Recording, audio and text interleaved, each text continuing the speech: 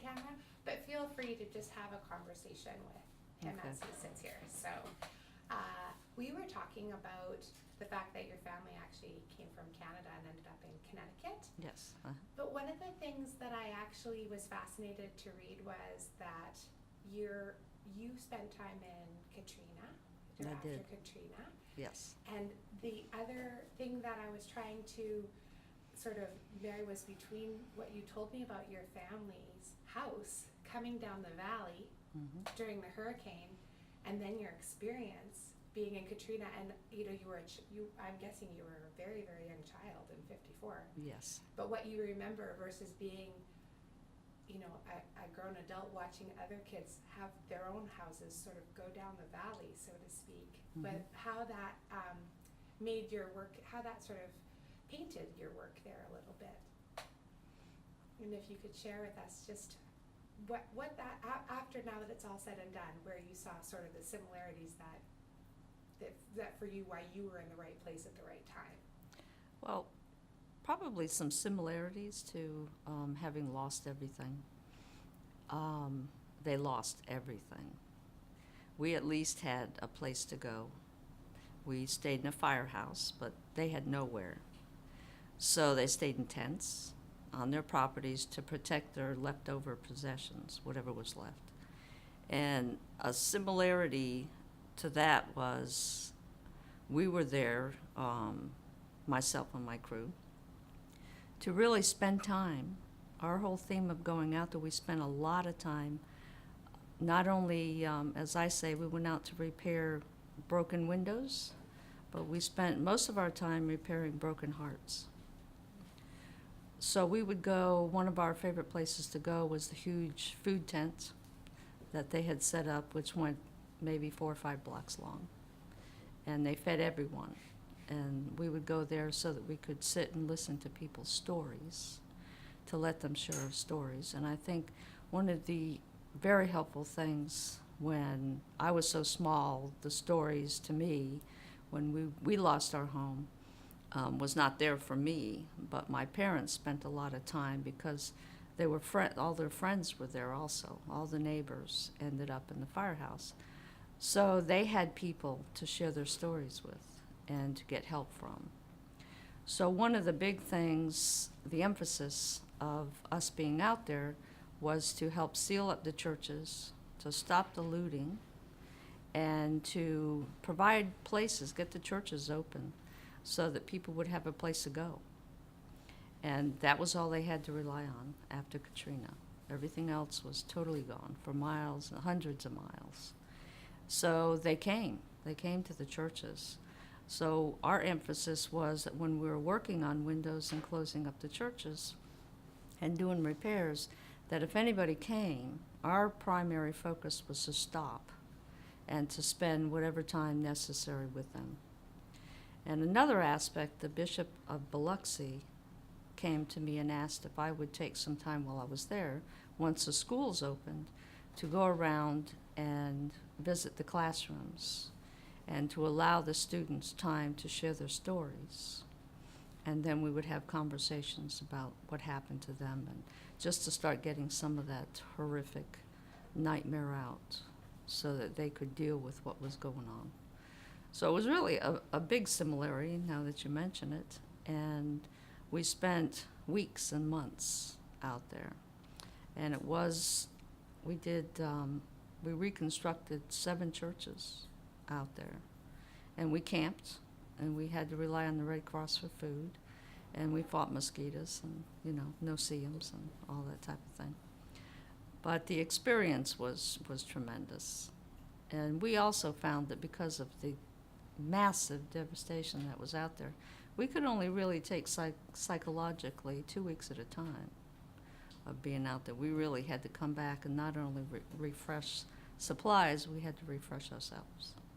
Oh, I can imagine. And so that we could go back out and deal with total loss out there. You mentioned when you first started to share about that, I was trying to see the correlation on what you were seeing and in terms of how it felt, but now to hear that it really was, it's much more It's much more than just what you saw similarities. It's like you felt the similarities. The thing that was interesting is when I found out about your work there was I thought you were there to, with the churches when they talked about the windows and they had mentioned what you were doing, I thought it was tied to the work that you were doing with the stained glass. I thought it was in terms of restoration. I thought you were there long after, and it was when you were great. So, but you were there almost immediately. I mean, during the time where nothing had been sorted out for most people. What happened with that is somebody, some person, part of the National Guard, knew of us, and they knew that I had a crew and a restoration crew.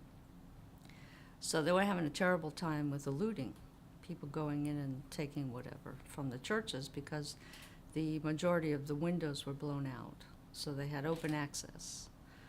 So they're having a terrible time. So then it was the National Guard who called us, who called me, and asked if we would be willing to embrace this need out there, knowing that I could gather the people, gather the supplies, and maybe the courage to go out and camp on Highway 90 and bring whatever we needed, because it was over 200 miles before we could get gas or anything. There was no water, there was nothing. So we had to go as if we were going out into the mid-desert, and so we did. My staff volunteered to do this work as well as myself, and so off we went.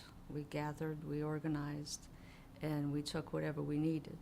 And so we got out there and started right away. Some of the areas that we went in through, we actually had to use some chainsaws to cut our way into the Gulf because of the debris still in the streets, and the debris was astounding. It was breathtaking. And it was as if a nuclear bomb went off out there. There was nothing left, and just piles and piles as high as you could look up.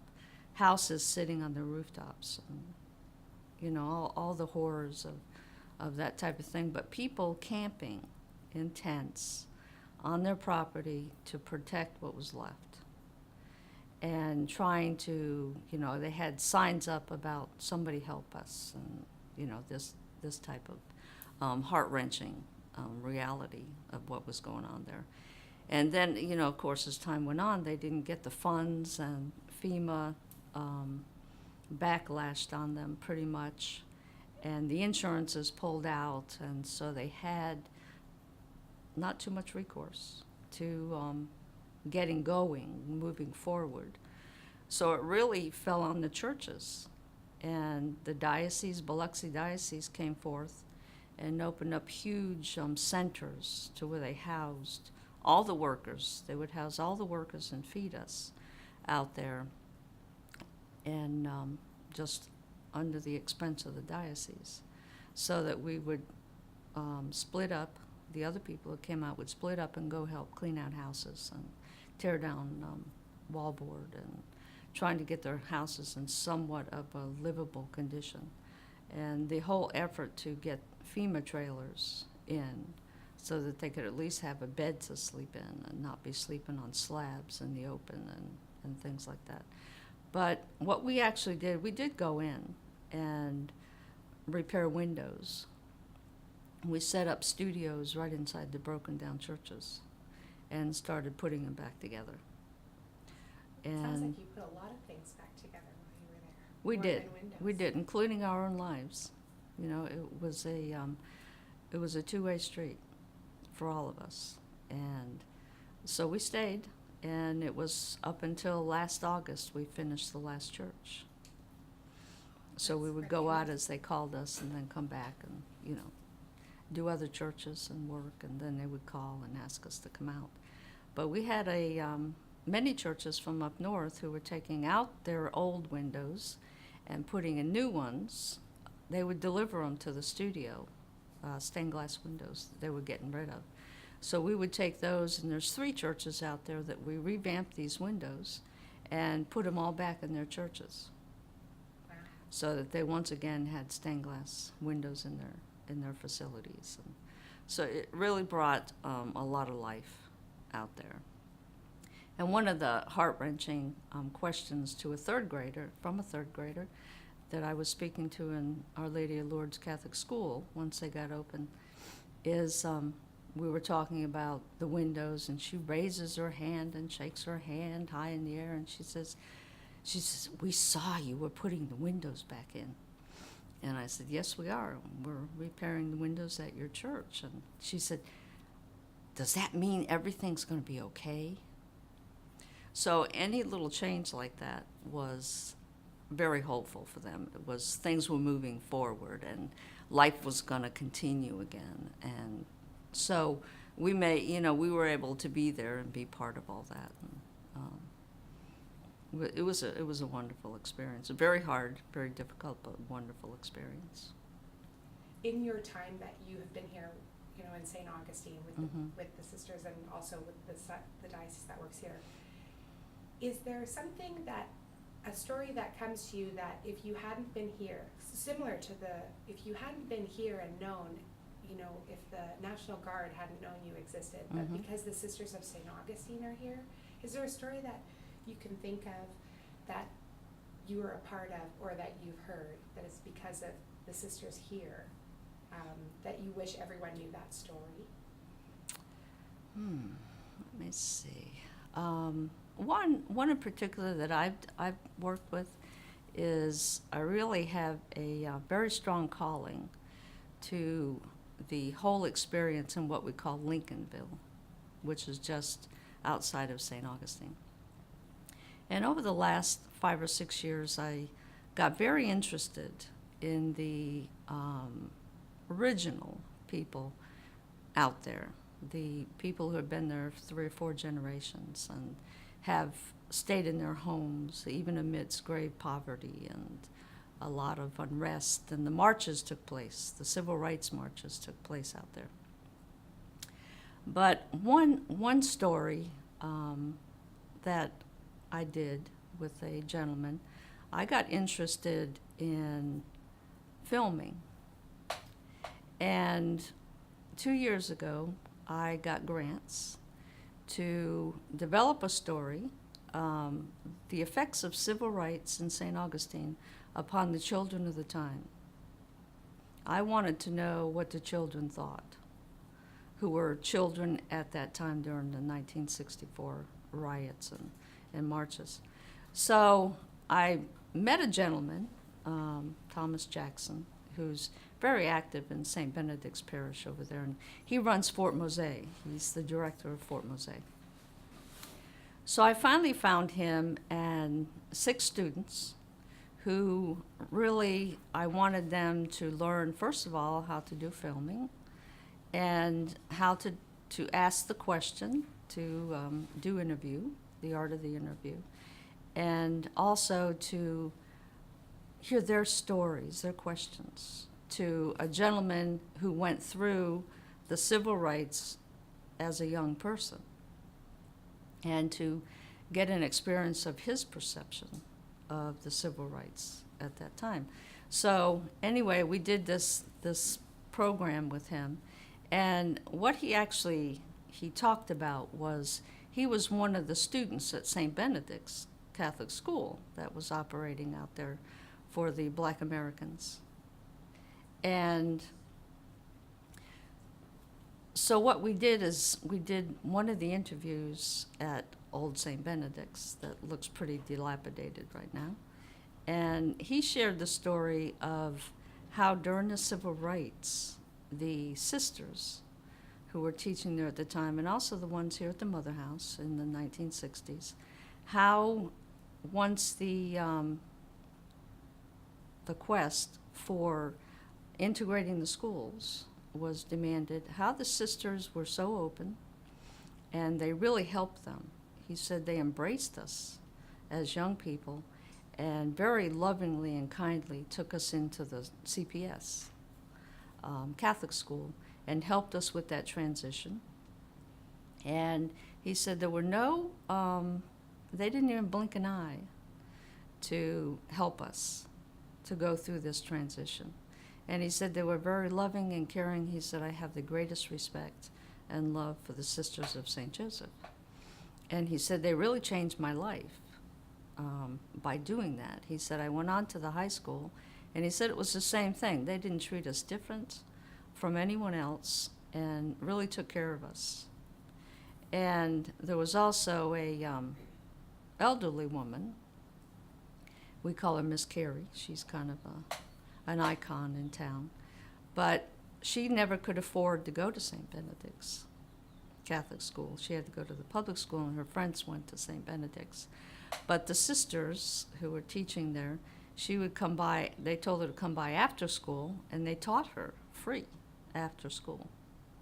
So she always talks about that was the most tremendous moment in her life. And so the experience that we made, the difference we made as Sisters of St. Joseph in that area, in those people's lives, is unending. You run into them all the time. And even to this day, the people who went to St. Benedict's they always say, we would give our eye tooth to have the sisters back on this property. So that was a tremendous, out of the many, many, many stories that could be told, that was one that's lasting. It's very strong and lasting. Well, thank you for sharing that with us. Is there any other questions that you wanted, since I sort of hijacked your interview? Oh, that's fine. That's fine. Just off camera, did the film work? Did you collaborate on The it? film was tremendous. I mean, I saw all of the cuts, and it was done by Bruce Merwin, who is a film producer. He was actually introduced to me by J.T. Johnson. And we spent 2 months doing the filming, and what we caught his story of was that he was a runner for the civil rights because he was too young. So we wanted to capture that story and then capture the children's. So when he actually went to put it together, he did a small DVD for me. It was not good. The putting together of it. I saw the initial about a year ago. We had a showing, and it was terrific. It went through the steps, the proper steps, and the flow, and everything else, and told the story. And the young children interviewed. The interview was terrific. The stories, we didn't plant any questions. We kind of moved them in the direction to develop their own questions. And when he finally, I wanted to show it, at least to the families, because the parents took part in it and everything. And when he gave me the DVD, it was not good at all. It was just, we can't even show this, because he wasn't a good narrator and a storyteller, to put it together. Very good filmmaker, but the actual end of all that is still, we weren't able to do anything with it. So maybe we can think of it as more of a work in progress. Still Correct. got all the pieces, so. Let me ask one question. Are we running out of time because it's 9:17? Probably, yes. Let me ask you one question. Can you tell us a little bit about your childhood, and were there any events in your young life that maybe might have been some foreshadowing for what you're doing today? Well, foreshadowing of what I'm doing today, the center of my ministry is creating stained glass for churches all around the world now. Growing up, there were 10 of us, 6 sisters and 4 brothers, and we were always into the arts. All of us are some kind of artist. And because there were so many of us, 12 total with my parents, we always did art because it was cheap. It was a good entertainment, and we loved it, and we did arts and crafts, and we did all kinds of things. Woodworking. My dad was a carpenter on the side, and so forth. So it was a natural process, as far as the arts. went to go into the field that I'm in now. Granted, along the way, I found by creating a piece that was my niche as far as the arts. I really have a very strong passion for the development of the ministry of stained glass in churches and we're touching people's hearts, and God is able to use those pieces as we walk away and change lives with them. So it's the same process, but a little bit different media as far as that goes. A brief moment. It's not gonna be the last time we speak with you, No, not at but all. thank you so much.